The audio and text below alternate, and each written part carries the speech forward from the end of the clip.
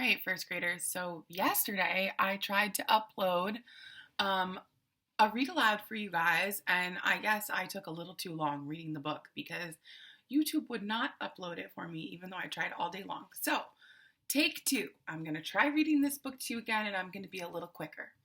This book is called The Great Kapok Tree, and it's a tale from the Amazon rainforest. So this is a fairy tale, but this one is coming from the Amazon rainforest. Let me show you where the Amazon rainforest is. This author did a cool thing. They included a map at the beginning of the book. Take a look. This is all of Earth. So we've got North America, South America, Africa, Asia, Europe, and Australia. So in South America, here it is. And if you're wondering, Boston is like kind of here-ish, right around here. Here's Florida. And here is the rainforest in South America. That's where this book is going to take place. Let's find out. In the Amazon rainforest, it is always hot. And in that heat, everything grows and grows and grows. The tops of the trees in the rainforest are called the canopy. The canopy is a sunny place that touches the sky. The animals that live there like lots of light. Colorful parrots fly from tree to tree. Monkeys leap from branch to branch. The bottom of the rainforest is called the understory. The animals that live in the understory like darkness. There, silent snakes curl around hanging vines. Graceful jaguars watch and wait. And the steamy environment of the Great Kapok Tree shoots up through the forest and emerges above the canopy. The canopy is like where the trees and then the Kapok Tree goes just above it a little bit.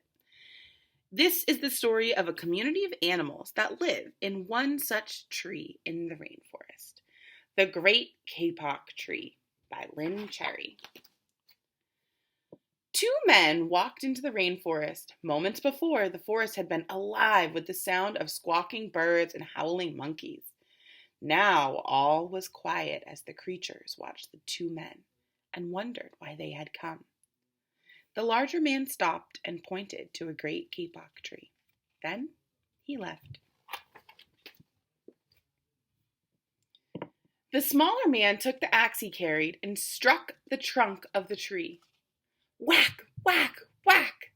The sounds of the blows rang through the forest. The wood of the tree was very hard. Chop, chop, chop! The man wiped off the sweat that ran down his face and neck. Whack, chop, whack, chop! Soon the man grew tired. He sat down to rest at the foot of the kapok tree. Before he knew it, the heat and the hum of the forest had lulled him to sleep. A boa constrictor lived in the kapok tree. He slithered down its trunk to where the man was sleeping. He looked at the gash, that means a big cut, that the axe had made in the tree. And then the huge snake slid very close to the man and hissed in his ear, Senhor, this tree is a tree of miracles. It is my home, where generations of my ancestors have lived. Do not chop it down. A bee buzzed in the sleeping man's ear. Bzz, Senhor, my hive is in this kapok tree. Bzz, and I fly from tree to tree and flower to flower. Bzz, collecting pollen. Bzz. In this way, I pollinate the trees and flowers throughout the rainforest. Bzz, zzz. You see, all living things depend on one another. Wow, let's listen to that sentence again. All living things depend on one another. The bee helps the trees and the flowers, and other animals eat those flowers, and then other animals eat those animals who eat those flowers. All living things depend on each other. A troop, that means a group of monkeys, scampered down from the canopy of the kapok tree. They chattered to the sleeping man, Senhor! We have seen the ways of man. You chop down one tree, then come back for another and another. The roots of these great trees will wither and die, and there will be nothing left to hold the earth in place. When the heavy rains come, the soil will be washed away, and the forest will become a desert. Wow, that's really serious. A toucan, a macaw, and a cock of the rock flew down from the canopy. "Senhor," squawked the toucan, "you must not cut down this tree. We have flown over the rainforest and seen what happens once you begin to chop down trees.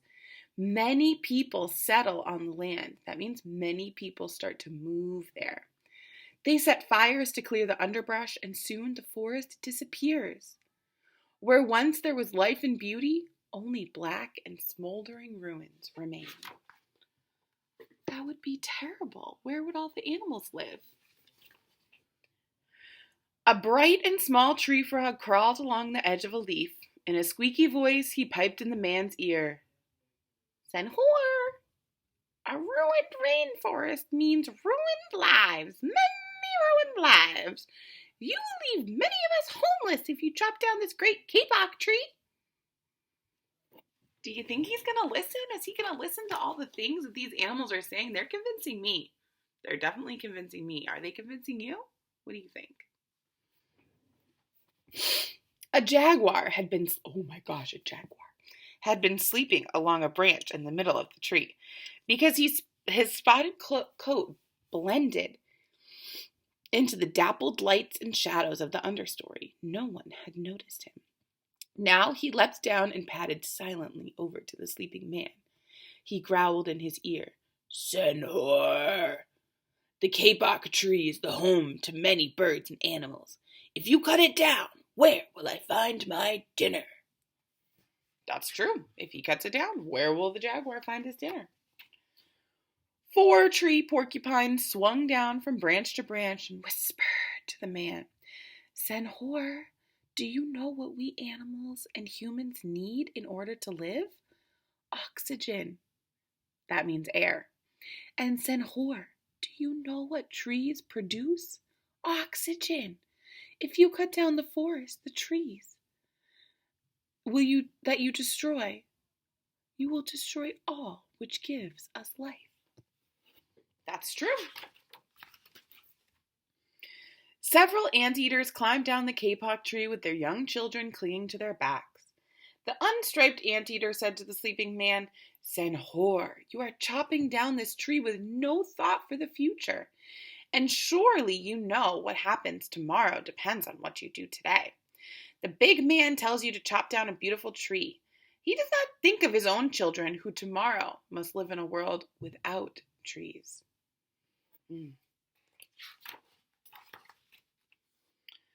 A 3-toed sloth had begun climbing down the canopy when the men first appeared. Only now did she reach the ground, plodding ever so slightly to the sleeping man.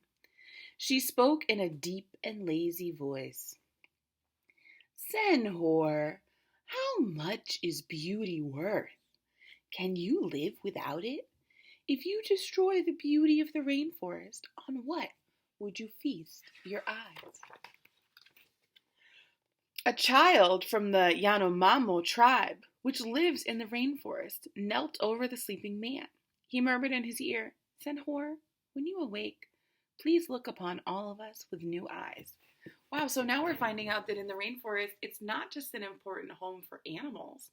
It's also an important home for people. But these people don't cut down the trees. They don't interrupt the cycle of the animals and the way that they work together. They are a part of it. They are a part of what's inside of the rainforest. But this man, Senhor, he's coming and he wants to chop down all the trees. And he wants to interrupt the cycle and all of the resources that the animals need to live. Let's see what happens next.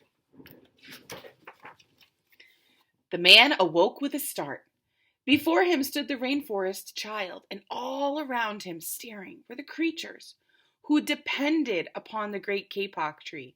That means they needed it to survive. What wondrous and rare animals they were. I agree. I've never seen a lot of these animals. The man looked about and saw the sun streaming through the canopy. Spots of bright light glowed like jewels amidst the dark green forest. Strange and beautiful plants seemed to dangle in the air, suspended from the great Kapok tree. The man smelled the fragrant perfume of their flowers. He felt the steamy mist rising from the forest floor. But he heard no sound, for the creatures were strangely silent. The man stood and picked up his axe. He swung back his arms as though to strike a tree. Suddenly he stopped. He turned and looked at the animals and the child. He hesitated. Then he dropped the axe and walked out of the rainforest. The animals did it. They convinced him. He didn't cut down the tree. That was amazing. See how powerful their words were? They changed their lives just by using their words. Here's what it says. Dear readers, this must be a note from the author. I wrote The Great Kapok Tree to let the world know what happens to the rainforest creatures and to the entire planet when forests are destroyed. I hope that after reading this book, you will help save the rainforests. The Great Kapok Tree is about the Amazon rainforest, a tropical rainforest, but we also have a temperate rainforest in the Pacific Northwest of the United States that we must protect too. If we work together, we can care for Mother Earth, and together we can make a difference. So today in your journal, I want you to write, what did you learn? What did this book teach you? And if you need to listen to the story again, if you need to replay this video and watch it again to remind yourself of what you learned, you should do that. And you can even write in your journal as you're listening. What did you learn from this book about the rainforest, about people, about the power of words? What did you learn from this book? And I'll see you tomorrow.